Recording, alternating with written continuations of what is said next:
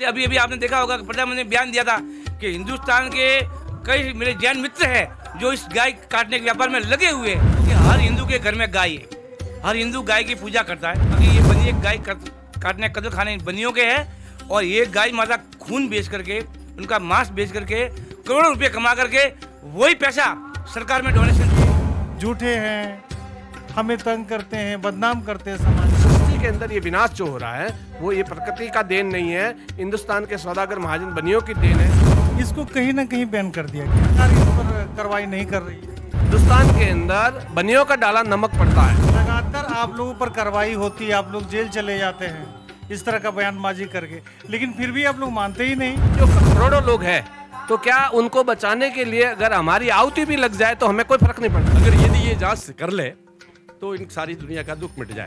धरती माता को बचाने की, संसार को बचाने की, गाय माता को बचाने की, जल जमीन और जंगल को बचाने की और जो वनस्पति को बचाने की बात करता है, वो क्या आपको मैं AR वकारवी ग्रामीण टीवी में आप सबका हम स्वागत करते हैं। ये ग्रामीण टीवी झारखंड से चलकर राजस्थान आई है। आज हमारी मुलाकात अनूप मंडल के राष्ट्रीय अध्यक्ष जिसे हुई है, अमृत प्रजापति हमारे साथ जुड़े हैं। बताइए दादा कि एक समाज के साथ अक्सर आरोप लगाया जाता है, उन लोगों का कहना है कि ये जो अनूप दास महाराज जी के द्वारा जो किताब लिखी गई है वो बैन हो चुकी है, फिर भी ये लोग जो है कि हमें तंग करते हैं, बदनाम करते हैं समाज में। क्या देखिए, पहली बात तो आपको मैं बता देता हूँ, अनूप स्वामी जी महाराज ने ये जगत हितकारिणी पुस्तक बनाई है, करीब करीब 113 साल पहले बनाई है। मानव धर्म की बात है, मानव धर्म कैसे बचेगा, मानव की सृष्टि कैसे बचेगी, जीव सृष्टि कैसे बचेगी, उसके लिए अनूप स्वामी जी महाराज ने पूरे ब्रह्मांड का रिसर्च किया कि इस धरती के ऊपर अगर कुदरत है तो इस कुदरत के जो बनाए हुए नियम है वो खंडित कौन कर रहा है। तो उसके लिए उन्होंने इतिहास के रूप में बताया कि सबसे पहले रावण था, तो रावण ने उस प्रकृति के नियम को तोड़ा था, तो रावण को सजा मिली। उसके बाद में हिरण्यकश्यप ने इस प्रकृति के नियम को तोड़ा, तो हिरण्यकश्यप को सजा मिली। उसके बाद में कंस ने उस प्रकृति के नियम को तोड़ा, तो कंस को सजा मिली। उसके बाद में कारुण बादशाह हुए, तो उन्होंने प्रकृति का नियम को तोड़ा, तो उन्होंने को भी सजा मिली गुरु नानक के द्वारा। तो वर्तमान में जो कलयुग नाम का जो महापाप चल रहा है, पूरी दुनिया ये कह रही है कि कलयुग का साया है, कलयुग की माया है, कलयुग है। तो कलयुग है, हाथी है, घोड़ा है, जानवर है, क्या चीज़ है। तो कलयुग नाम का महापाप जो चल रहा था, जैसे रावण ने चलाया था, उसका नाम इंद्रजाल दिया था। उसी तरह से वर्तमान में जो कलयुग नाम का महापाप चल रहा है वो हिंदुस्तान के सौदागर महाजन बनिए मिल के चला रहे हैं। तो वहाँ कहाँ पकड़े गए कि दरियाओं के समुद्र के बीच में किसी अज्ञात टापू पे के ऊपर महापाप चल रहा है, जहाँ 84 लाख योनियों के नाम के 84 लाख रान लहू की कुंडियाँ बनाई है और उन कुंडियों के ऊपर जिंदा जीवों को होमा जाता है अग्नि के अंदर, अग्नि कुंड है वहाँ पे। तो उन अग्नि के अंदर जब होमा जाता है जीवों को, तो वो तड़पड़ते हैं, उनकी चिक्कें निकलती है, उनके चित्कार निकलती है। जब चित्कार निकलती है तो वह एक जादू उत्पन्न होता है।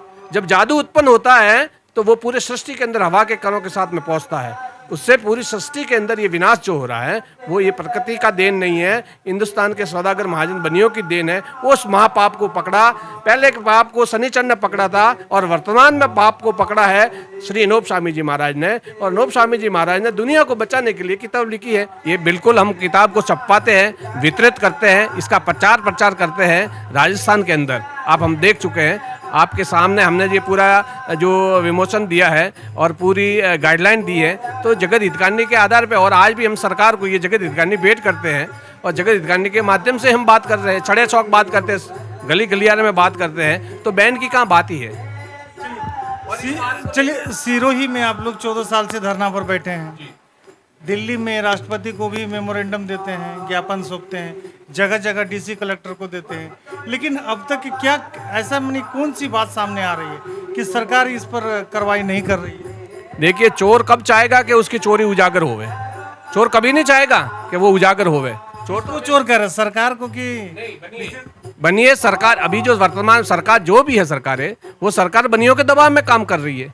जब दबाव रहेगा तो सरकार पे किस बात दबाव रहता है? पूंजीपतियों का। तो पूंजीपति वर्तमान में कोई हिंदुस्तान के सौदागर महाजन बनी है, वो पूरा आप देख सकते हैं तो बनियों का डाला नमक पड़ता है हिंदुस्तान के अंदर। बाप जी ने उस समय लिखा था कि हिंदुस्तान के अंदर बनियों का डाला नमक पड़ता है। तो नमक का मतलब होता है कोई भी बात होती है, उठती है, तो बनिए उस बात को दबा देते हैं पैसों के बलबूते पे। सरकार को भी खरीद लेते, नेता लोग को भी खरीद लेते हैं, किसी को भी सरकार को खरीद लेते हैं, प्रशासन अधिकारी को भी खरीद लेते हैं।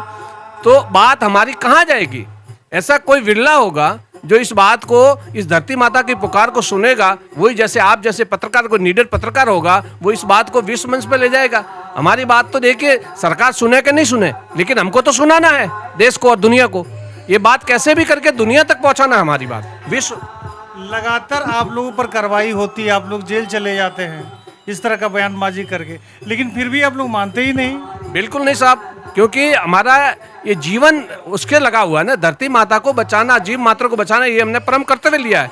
हमें विश्वास है कि एक दिन ऐसे पाप मिटेगा जैसे रावण का पाप मिटा था।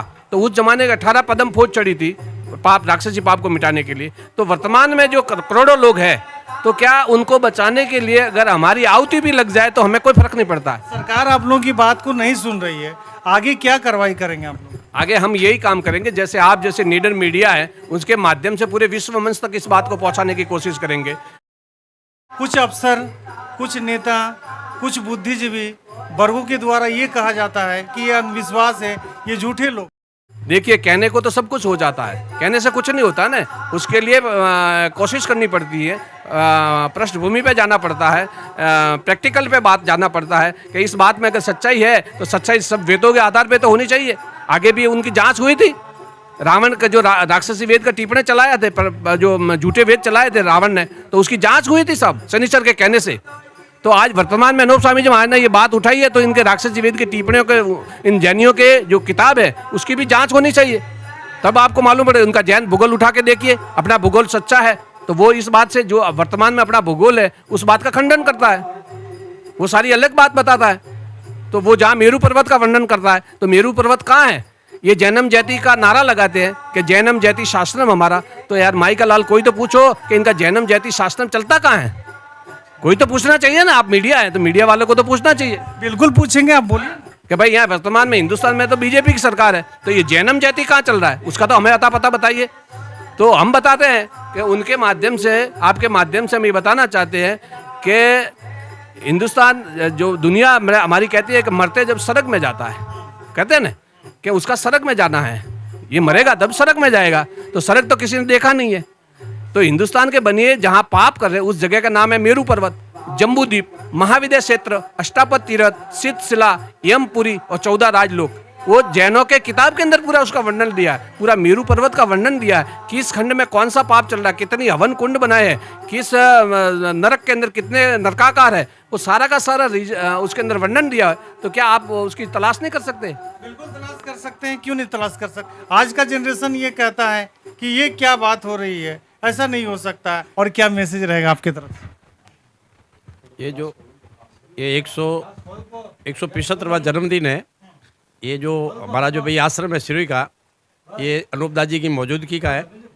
और ये जो अनूप दास जी का जन्मदिन है वो ठेठ से यही मनाया जाता था। तो अभी जो आप जो हमारा ये संदेश पहुंचाइएगा कि जो हमारा मुख्य उद्देश्य ये है कि संसार में जो विकृतियाँ पैदा हो रही है, संकट पैदा हो रहे हैं, नाना प्रकार का दुख पैदा हो रहा है, उसकी जांच के लिए अनूप दास जी महाराज ने लिखा है कि जो हिंदू मुसलमान जिसको स्वर्ग नरक कहते हैं, वो स्वर्ग नरक इस मणियों के पाप करने की जगह है। जो एक समुद्र के अज्ञात टापू में इन लोगों ने ऐसी एक प्रयोगशाला बनाई जो मानव विरोधी प्रयोगशाला है। हमने सरकार को लिख के दिया है। अभी भी हमने इस 16 मार्च 2023 को महामहिम राष्ट्रपति मोदी जी के नाम से हमने धरने पर, गणतंत्र मंत्र पे, दिल्ली पे ज्ञापन भी दिया है। अगर यदि ये जांच कर ले तो इन सारी दुनिया का दुख मिट जाए। सरकार अगर ये जांच कर ले तो दुनिया की सारी दुख मिट जाए। और हमारे साथ में बड़ा विवादित आदमी है, उनका चेहरा हम दिखाएंगे, लेकिन सबसे पहले बता दें कि इनका चेहरा देखने से ही एक विशेष समुदाय कहता है कि ये देशद्रोही है, आतंकवादी है। ये ग्रामीण टीवी में कैसे आ गए? आपको लग रहा हो क्या? मैं जो बात पृथ्वी बचाने की, धरती माता को बचाने की, संसार को बचाने की, गाय माता को बचाने की, जल जमीन और जंगल को बचाने की, और जो वनस्पति को बचाने की बात करता है, वो क्या आपको आतंकवादी लगेगा क्या? भाई वही बात तो हम रिसर्च करने के लिए आ गए ना राजस्थान। वही तो, जो ऐसी जो संसार को बचाने की बात करते हैं उनको ये लोग जैन बनी बोलते हैं आतंकवादी है, ये लोग क्या नाम के बोलते हैं, वो के असामाजिक तत्व हैं, ऐसा बोलते हैं। तो हम तो ये कहना चाहते हैं कि अगर आप सच्चे होवे जैन बनिए तो अनूप मंडल के सामने आइए और किताब जगत की कहानी को पढ़िए, सबके सामने पढ़िए, सभी मीडिया वालों को बुलाइए, हिंदुस्तान की मीडिया को बुलाइए, विदेशी मीडिया को बुलाइए, BBC लंदन को बुलाइए, पुलिस प्रशासन को बुलाइए, सरकारी अधिकारियों को बुलाइए, IPS जो भी बड़े अधिकारी उनको सबको बुलाइए, सबके सामने किताब को पढ़ा जाए, किताब को पढ़ कर किताब का रिसर्च किया जाए और किताब को पढ़ने के बाद जो नतीजा निकालेगा जनता फैसला देगी कि जगत के चोर कौन है।